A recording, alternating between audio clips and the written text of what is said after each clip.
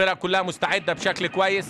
وادي دجله بدا ياخد خبرات الدوري الممتاز، ده مهم جدا. على طول فين الكره العرضيه؟ اتلعبت حلوه فاتت، عنده فرصه، هوبا جول يا محور ومكمن الخطوره حتى الان. يا سلام يا احمد، عامل الكره العرضيه. شوف ادي بوبا هنا وادي عرفه، واللي جاي بقى مش متراقب، خطا برضو لدفاع النادي الاسماعيلي. الراجل جاي بحريه تمام اهو، بحريه تمام، حط بطن رجله بقوه، ضربت مع اندفاع طبعا احمد صديق. اسند ناحيه اليمين عند احمد عادل لعبها عرضيه خطره جول مقاس، وفي قناص اهو احمد عادل.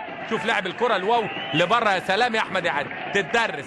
وادي اهو غفله من الدفاع يحطها في الزاويه الضيقه بسهوله طبعا. هو بالكره دي لو سجلت، حسني عبد ربه وعبد المنصف، حسني جول واحد من كره، فرصه هي الاخطر منعها شوقي السعيد. حلو اهو اتحرك، لكن في نادي انبي فتره وجود كابتن انور سلامه في انبي ايضا استخدمه بعد العظيم القدير اللي دايما نذكره بكل الخير الكابتن ابراهيم رياض.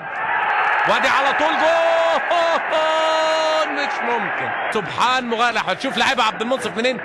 شوف الاخطاء بقى. الكره لما تعوز تدي، الكره لما تبتسم لك اهي. شوف فين يا معتصم، ولا احسن راس حربه. والبدلاء ايضا لعب الثاني بوبا، حط هنا عاشور، حلوه الانفراد، فرصه اوه جول